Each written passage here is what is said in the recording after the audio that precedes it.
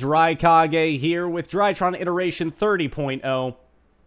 Ugh. I want to try again.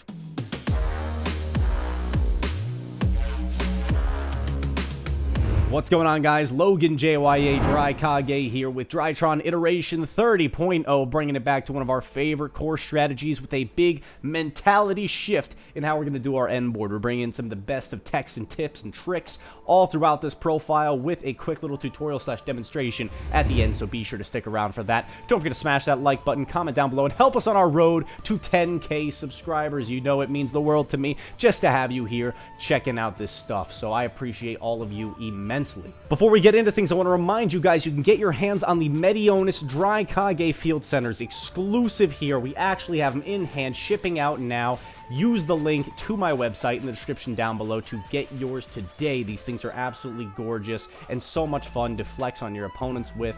Be sure to check them out. It means the world to me if you do, but if you don't, hey, no hard feelings. Without further ado, let's dive on into this deck profile with more to come at the end, baby. Let's do it. Alright, beautiful people, DRYKAGE here. Next iteration of DRYTRON 30.0, baby, and we're taking it back to the roots. The build that has brought me the most success in my professional DRYTRON career, I guess. I don't know. Counting the fact that we don't have EVA. Let's say post-EVA time, this is a build that's done me real proud, and I am actually pretty comfortable with this build. Although I'm not playing as competitively as much this season, I do have to say I really do have fun with this list, and we've taken some inspiration from some good colleagues who will be shouting out as we go through the list. Without further ado, let's jump into it straight up. Let's go. Alright guys, you know how we do things. Basics real quick. Triple copies of Alpha. Triple copies of Zeta. Don't change that. I'm right now still golden ratio. 2 Gamma and 2 Delta. So let me say this. I do want to play the third copy of Gamma in this build, and you'll see why later. And there's easily some slots you could cut to make room for it. But right now, we're just doing 2 copies of Gamma and 2 Delta. Keep it to the golden 10. Moving on from there, our super basic ritual lineup. This is not changing. We've got triple copies of Ben 10, 1 copy of the game closer Natasha, 1 copy of Draco Nids. Here's one thing I'm a little iffy on in this build. I'll explain why later. I am still playing the Chaos Max. I like having the backup plan. I explained this during my YCS Las Vegas list where I was X1 with our team during the team event. Having this as a backup plan, even though it's not our primary strategy, is still really, really good. And I felt very uncomfortable cutting it for the situations in which you see one name hands. Just because the fact that even when you try and be prepared and beef up the name count, like I would trade this for the 3rd Gamma if I really wanted to commit to that side of the strategy. However, it still just feels like you're missing something if you don't take advantage of the fact that we have access to this play. So I'm keeping it in right now, and I'll explain later as we go on.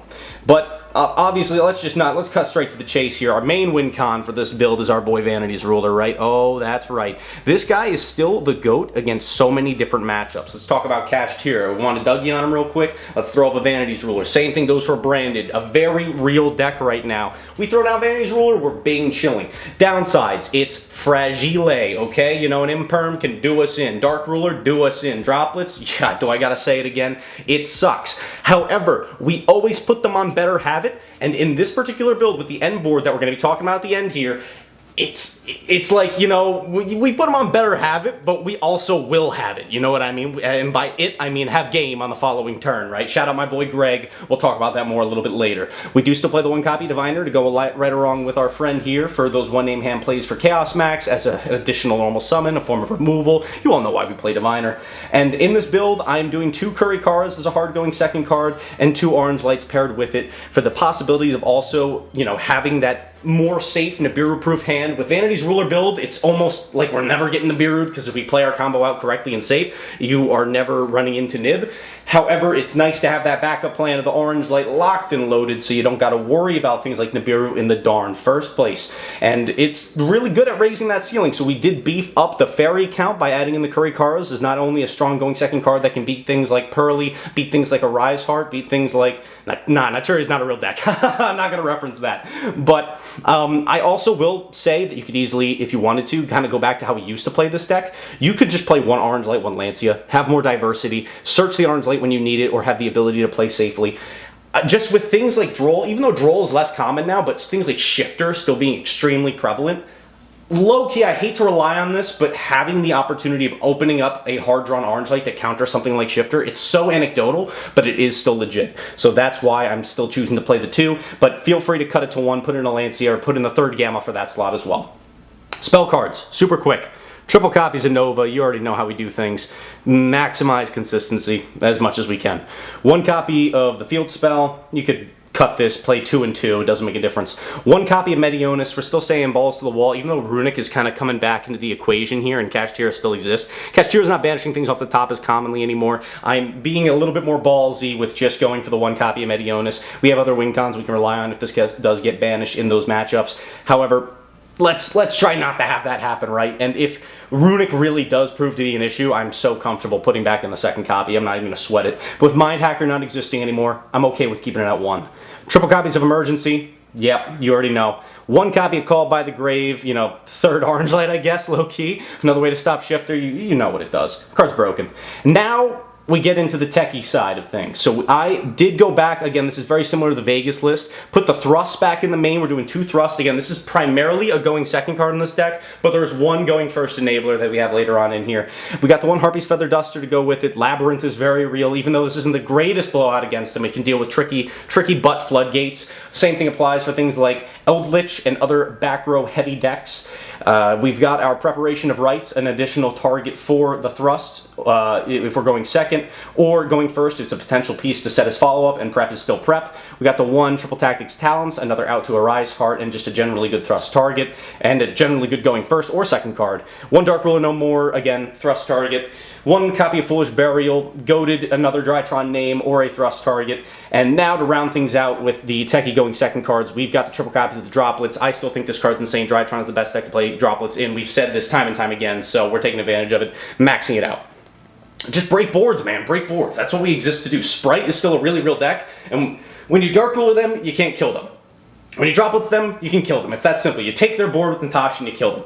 Last card in the main deck is the 1 copy of the Harpy's Feather Storm. So I did say that there is a going 1st option with the thrust. If you're able to put 2 names on board after getting Hand Trap, Shifter, Drolled, whatever it may be, you can thrust for Harpy's Feather Storm and do the same thing as Chaos Max locking them. It's as simple as that. I've made a whole video about it already. I'm trying it out in the main board. Have I pulled it off yet? Twice. Twice I pulled it off in testing and did win me the game 1 time, and then the other time I still somehow managed to lose. I think it's just more so because I spent too much to make the FUCHO while being under a Shifter, had to use it to protect itself, and then also didn't have the necessary resources to follow up, so they were able to slow roll me. So again, think about this as a double-edged sword, right? It may still not 100% win you the game depending on the matchup and the situation. So however, it's still really good to have that backup plan. If you're eating a lot of hand traps, you know, just being able to set this up puts you in a really good situation. All right, that's it for the main board. Let's get into the extra deck. We can speed run through this joint real quick. We got 2 copies of the beautiful Moy Beta Fafnir. My man Moy Beta. Oh God, yes. We got the 1 copy of FUCHO. Okay, FUCHO takes on a brand new role in this build, okay? Shout out my boy Greg. We'll talk about it a little bit more later. All I'm gonna say is FUCHO goated. Obviously it goes with the Feather Storm, but it just changed. We tweak our play style a tiny little bit, and FUCHO just becomes far more weaved into the strategy. We got the 1 copy of Downard, 1 copy of Zeus, the 1 copy of Beatrice. All that is your Xseed lineup. Don't gotta explain those. If you have any questions, just leave them in the comments. And now for our Link monsters, we're doing 1 copy Anima. Brought back the Anima, baby. That's right, our boy is back. I've seen more and more people play into this card. It's crazy. And also Sprite just sometimes cannot, given how big their end board is, they can't play around Anima. So you just get a free suck. It's cool. It's really cool. So I like having the option to punish like that, and in this build in particular, I don't mind giving up the Link Haribo. We've got the IP Mask Arena, the Herald of Mirage Lights. So in your extended combo, this used to be the normal combo when you go for Vanity's Ruler. You'd go Vanity's Ruler plus Mirage Lights. I've since changed that a little bit. Again, shout out my boy Greg. Greg is a goat. We've modified a little bit though. We've modified a little bit. So this is actually the extended end board is where you end on Mirage Light, and we'll talk about that a little bit later. Still got the 1 copy of Dynamondo to go with our Chaos Man to lock out the opponent or be a piece of removal. Very, very good. Same thing goes for our beautiful Nightmare Phoenix. We gotta wipe out them back rows. We don't like those guys, not at all. The copy of Borrelsword Dragon, very nice to make with IP, very nice to close out games. 1 DRYTRON name plus Borrelsword equals game every single time. And we've got the Underworld Goddess. Still 50-50 on this one. You could change this. You want to play second copy of Dynamondo, be my guest. You want to play something like Nightmare Unicorn, go on ahead. But if you want a free clear out for some of those boss monsters, I mean, we already have a good amount of outs to Nor, but if you want to make it even freer, baby, here you go. Look no further. You got our friend Underworld, got us to take care of business. Final two slots, you already know what they'd be. There are diviner targets, and that is everything for the extra deck. Let's run through this side deck real quick, but before we do, baby, you already know, check it out, link in the description. Get your hands on the beautiful DRYTRON Field Centers. No longer available just for pre-order. You can actually get your hands on these. They will ship pretty swiftly after you place your order. We're shipping them worldwide with international stamps. If you want them, just let me know. Check it out. Link in the description down below. These things came out great, guys. I'm really happy to have them. All right. Shameless plug over. Let's get into the side deck. We got triple copies of the Lava Golem. So I've switched back to Lava Golem for a specific reason I'll explain a little bit later. But just having that additional potential to clear out more cards, we're just trying to clear out more, right? So that's the strat here of playing in the Lava Golem. Takes care of more problems all at once, doing the same thing as the Volcanic Queen. We have a different out for dealing with a Rise Heart Pass. Triple copies of Bell. Bestials are finding their way into main decks and side decks once again, which means we got to stay ready, and Bell is one of the best ways to do so. It serves double duty against the Brandon matchup. I think I need not say more than that. Bell is a good card to have as an offensive and as a defensive card. That's why we're choosing to max it out on the side. The one copy of Lancia currently resides in the side deck. You could easily slap this into the main. We talked about the slots if you so desired, and you could even still keep a second copy of Lancia on the side. It's that good of a card. Moving on, I'm playing the one Quandradids. I don't know if you guys remember the interview that we had with our friend who topped in Israel with DRYTRON. He was siding this card as well for back row matchups. It is a powerful card that's got a big heavy storm effect and floats back into names, okay guys? So even while you're playing under, say the skill drain is pre-existing, just sticking this guy on the field, letting him die, and bringing back more names, summoning him again, is a very, very legitimate strategy. So Quandradids is one way of dealing with back row matchups, and he's just a big chungus, oh my gosh. Not to mention that your opponent can't target him with spells and traps, so this is another auto win against a deck like Striker. Not one that we normally struggle with anyway, but since it's seeing more prevalency, having a win button like this in there is a really good asset. Since Vanity's Ruler's our main boy, we back him up with our friend, the Magic-y combo. That's right, we got our boy Beto Buster and the Unlocking to go along right with it. If you wanted to get cheeky with it, you could put in our friends, the Hungry Burger cards. If you remember from one of our more recent deck profiles, you do the same thing. They accomplish the same mission, but I like Unlocking Moy Beta's secret effect. So we got both Unlocking and Beto in the side. And finally, for our last cards in the side, we've got two copies of the Cosmic Cyclone to deal with those things like the Runics or other back rows, things like Skill Drain, Floodgates, you already know. And then we've got other cards to round out the thrust package and or going first option. So Change of Heart as a going second card that's generally good or as a thrust target. Triple Tactics Talent, again, going first option or a thrust target. And finally, this is the big thing I want to spend a little bit of time talking about, is the Herald of the Abyss. So instead of playing the Volcanic Queen to deal with those one card boss monster pass situations, we can use thrust in combination with Herald of the Abyss to send things like a Nor, to send things like an Arise Heart, and you can search it off of thrust. All things just to keep in mind. I highly encourage you guys to give this card a read if you haven't already done so. It's a good way of dealing with boss monsters since it forces the opponent to choose and send that monster from their field to the grave. Affects the player, not the card, which means we can get away with it that way.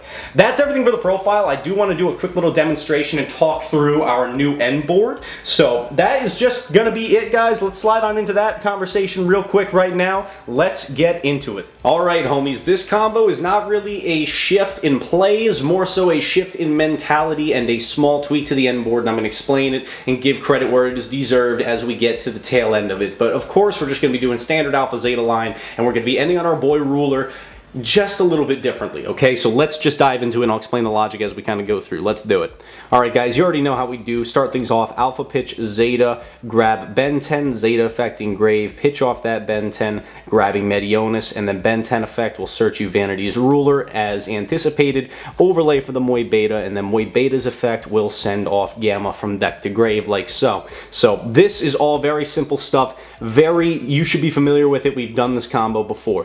Medionis, detach off Zeta, summon back Ben 10, reduce Moy Beta to add back the Medionis, and then immediately tribute summon for the Vanity's Ruler to play around Nibiru. That is our 5th summon, therefore they can't nib us from this point going forward. Ben 10 effect here will then search another copy of Ben 10. Then we can use the effect of Gamma Engrave, pitch off that Ben 10 to summon back itself. as well as any other name from our graveyard. Then we'll use Ben 10 for the final time of the turn. Here, if you wanted to, if you already had another fairy, you can grab yourself an orange light as an additional form of interruption, or you can grab yourself the Ben 10 for guaranteed follow-up, and that's what we're going to be doing in this situation, because it really kind of pairs well with the explanation here that I'm about to give. So you overlay these two guys, and then we summon out the beautiful FUCHO.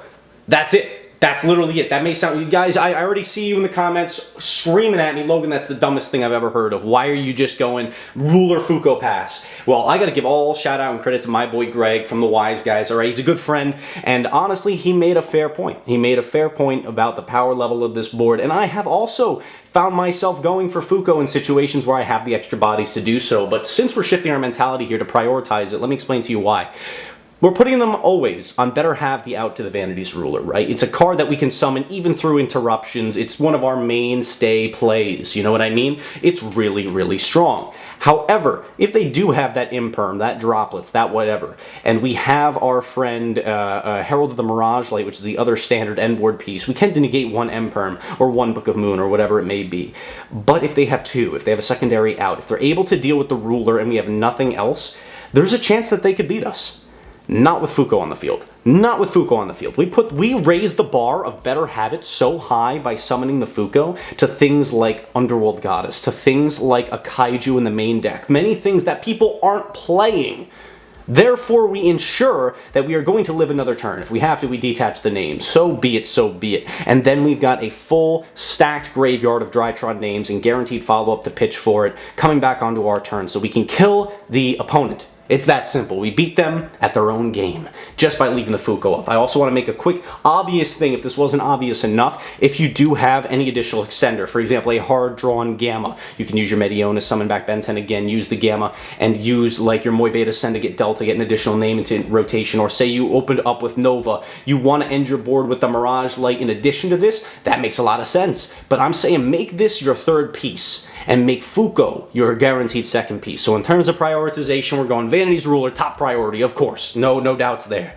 FUCHO is your second highest priority to guarantee life. And of course, it's your backup strat if you're getting hit with hand traps, or if you've got that beautiful thrust to go along with it, you can tap in our friend Featherstorm, and it's as if we chaos lock them.